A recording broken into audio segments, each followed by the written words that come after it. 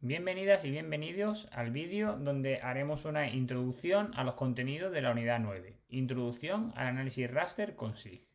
Dentro de esta unidad los contenidos que vamos a trabajar serán identificar los diferentes tipos de operaciones de análisis raster que existen y analizar cada una de ellas, concretamente las operaciones locales, las operaciones de vecindad y las operaciones zonales. En este esquema sintetizamos los contenidos de la unidad.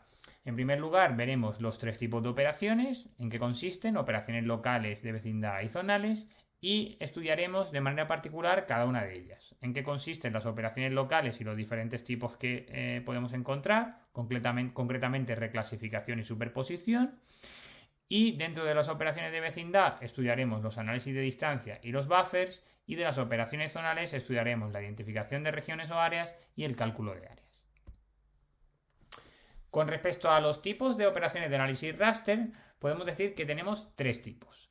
En las operaciones de análisis local, vamos a obtener como resultado del análisis una nueva capa raster en la que los valores de los píxeles resultado se van a obtener o se van a recalcular sin tener en cuenta los valores de los píxeles vecinos a cada píxel IJ. Es decir, los valores que nosotros obtengamos en el raster resultado se obtienen sin mirar los valores de los píxeles de alrededor de cada uno de los píxeles en cuestión. Por el contrario, en las operaciones de vecindad, las capas nuevas que se obtienen como resultado del análisis raster, los valores obtenidos, se van a obtener como una función de los píxeles, de los valores de los píxeles vecinos en las capas de entrada.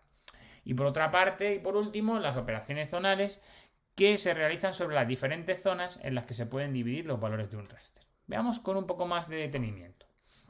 En el caso de las operaciones locales, como os decía anteriormente, vamos a obtener una nueva capa raster en la que los valores de los píxeles resultado se obtienen sin tener en cuenta los valores de los píxeles vecinos para cada píxel IJ en las capas de entrada. Como operaciones locales tenemos dos tipos principales. Las operaciones de reclasificación, es decir, solo interviene una única capa. Cambiamos los valores de una capa original a una capa resultado sin tener en cuenta los valores de los píxeles vecinos. Y la superposición, donde intervienen varias capas. Cambiamos los valores de una capa de varias capas raster de entrada sin tener en cuenta los valores de los píxeles vecinos. La reclasificación puede ser de varios tipos. Por ejemplo, podemos tener una capa raster donde tengamos con números representadas diferentes categorías, por ejemplo, de usos del suelo, de tal forma que el 34 represente el bosque, el 58 represente las zonas urbanas, el 56 represente las zonas agrícolas. Bien, pues un tipo de operación de reclasificación es cambiar el código con el que se representan cada una de esas categorías.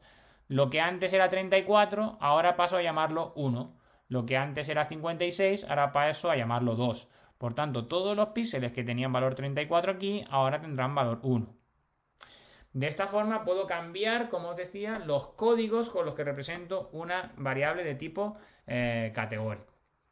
También se puede usar la variable, la reclasificación para agrupar categorías en un raster. Por ejemplo, puedo tener un raster inicial en el que tengo 10 categorías, el 1 es el erial, el 2 es el regadío, el 4 es el viñedo, el 6 son los pinos, el 7 las encinas, etc. Y puedo agrupar de tal forma que, por ejemplo, las categorías 5, 6 y 7 se conviertan en una única categoría, por ejemplo, bosque.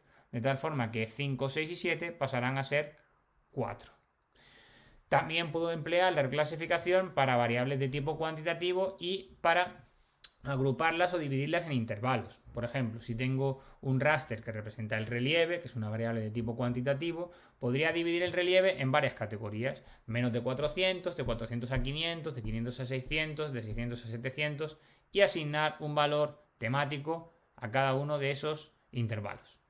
Estos son ejemplos de operaciones de reclasificación. Las operaciones de superposición, por su parte, implican la concurrencia de varias capas. Tenemos varios tipos de superposiciones también. Cuando tenemos capas de tipo binario, es decir, capas que tienen solo ceros y unos, un tipo de superposición es la superposición lógica. Por ejemplo, superposición ilógica, que identifica si un mismo píxel tiene valor 0 en las capas de entrada le asigna valor 0 en las capas de salida. Si un píxel tiene valor 0 en alguna de las capas de entrada y valor 1 en otras capas de entrada, le asigna un valor 0. Pero si un píxel tiene valor 1 en todas las capas de entrada, en ese caso obtiene valor 1.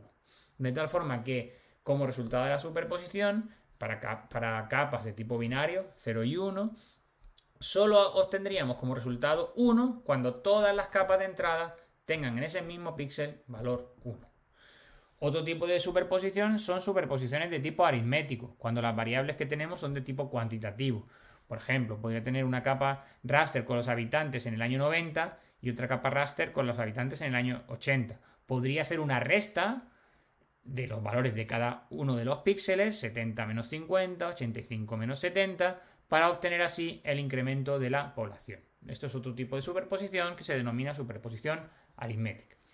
Y por último, puedo emplear un tipo de superposición para variables de tipo nominal u ordinal, que generalmente se suele usar para variables que representan los usos y coberturas del suelo.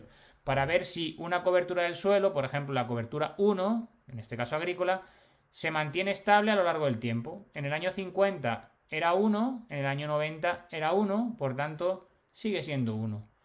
Sin embargo, puedo analizar otros píxeles y mirar, por ejemplo, si este píxel de aquí, que era 1 en el año 50, agrícola, ha pasado a ser 2 en el año 90, urbano.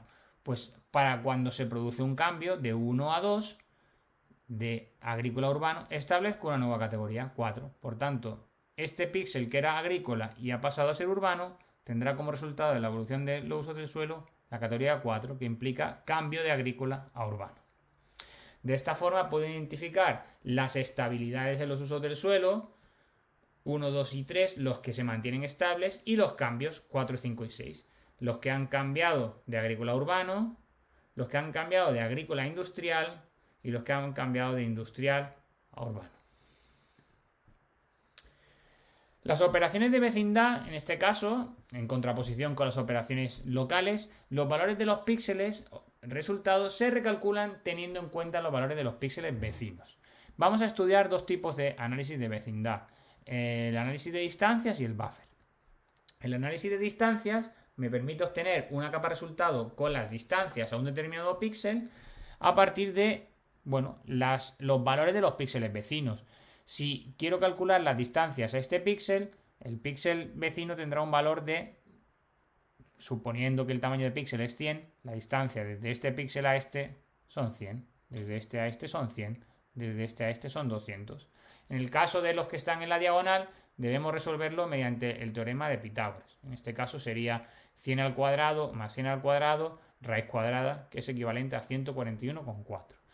Es decir, obtengo una capa resultado de la operación de vecindad en la que los resultados tienen que ver con los valores de los píxeles vecinos.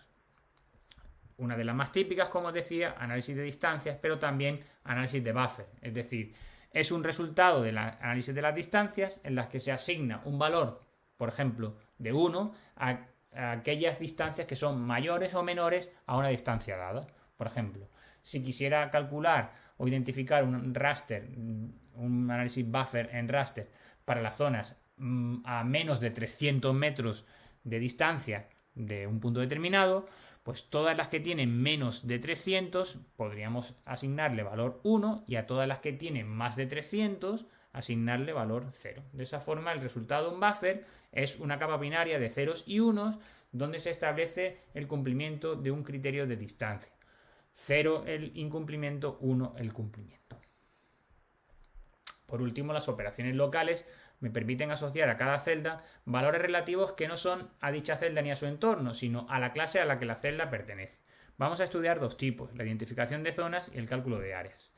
En lo que respecta al cálculo de zonas, si tenemos estas categorías, la categoría 1, la categoría 2, la categoría 3, podemos identificar diferentes zonas o parcelas que tienen la misma categoría. En ese caso, todos estos píxeles de la categoría 1 forman una parcela y todos estos forman otra parcela. En ese caso se podría obtener una capa de zonas o de parcelas. Las zonas de la parcela 1, las zonas de la parcela 4, las zonas de la parcela 2, las zonas de la parcela 5. Y además, por último, a partir de esas zonas identificadas se pueden calcular las áreas de cada una de ellas. El área de la zona 1, el área de la zona 2 y obtener el resultado, por ejemplo, pues en metros cuadrados, hectáreas o incluso también en píxeles. Bien, espero que gracias a este vídeo hayas podido tener una idea más clara de los contenidos de la unidad en la que se presentan los fundamentos del análisis raster. Un saludo.